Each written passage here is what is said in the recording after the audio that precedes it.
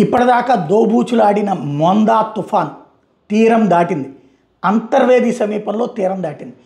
ఇప్పటిదాకా మచిలీపట్నానికి 70 కిలోమీటర్లు, కాకినాడకి 100 కిలోమీటర్లు దూరంలో తీరంలో దోబూచులాడుతూ వచ్చింది.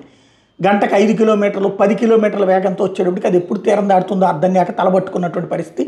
మొత్తం ఆ టైంలో తీరం దాటేటప్పుడు వచ్చే తీవ్రతే ప్రమాదకరం. తీవ్రమైన గాలులు వస్తాయి, చెట్లు పడిపోతాయి, విద్యుత్ స్తంభాలు పడిపోతాయి. ఆ టైంలోనే ఇబ్బంది అవుతుంది. విశాఖకు 220 కిలోమీటర్ల దూరంలో ఇప్పుడు కేంద్రీకృతమయ్యింది. అది అట్ ద సేమ్ టైం తీరం దగ్గర దోబూచులాడుతున్నటువంటిది కాస్త తీరం దాటింది అన్నటువంటి లెక్క చెప్తున్నారు.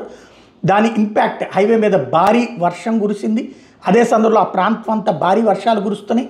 తీరాన్ని తాకింది. అంతర్వేది సమీపంలో తీరం దాటబోతుంది. తీరాన్ని తాకింది. ఇప్పుడు తీరం దాటేటటువంటి సందర్భంలో 3-4 గంటల సమయం పడుతుందని ఇప్పుడు అంచనా వేస్తున్నారు. తీరాన్ని అయితే టచ్ చేసింది. బయటికి ఇటుకు రావడానికి గంటకి 17 కిలోమీటర్ల వేగంతో తుఫాను వస్తోంది. తూర్పుగోదావరి జిల్లాకి, పశ్చిమ గోదావరి జిల్లాకి, కృష్ణా అటుపక్కన విశాఖ వీటన్నిటికి కూడా విపరీతమైనటువంటి ఇంపాక్ట్ ఉంటుంది. 90 నుంచి 100-110 కిలోమీటర్ల వేగంతో గాలులు వేస్తాయి. మచిలీపట్నానికి 20 కిలోమీటర్లు, కాకినాడకు 110 కిలోమీటర్ల దూరంలో ఇప్పుడు అది కేంద్రీకృతమైంది. తీరం దగ్గర టచ్ అయ్యింది అన్నటువంటి చెప్తున్నారు. దాటి ఇంకా ఇటుకి దాటిన తర్వాత బలహీనపడిపోతుంది. సముద్రం లోపల ఉన్నంతసేపు బలపడతానే ఉంటుంది.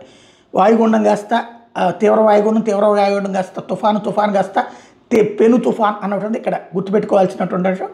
అంతర్వేది సమీపంలో ఇది తీరం దాటి వస్తోంది అన్నటువంటిది అంచనా వేస్తున్నారు ప్రస్తుతం.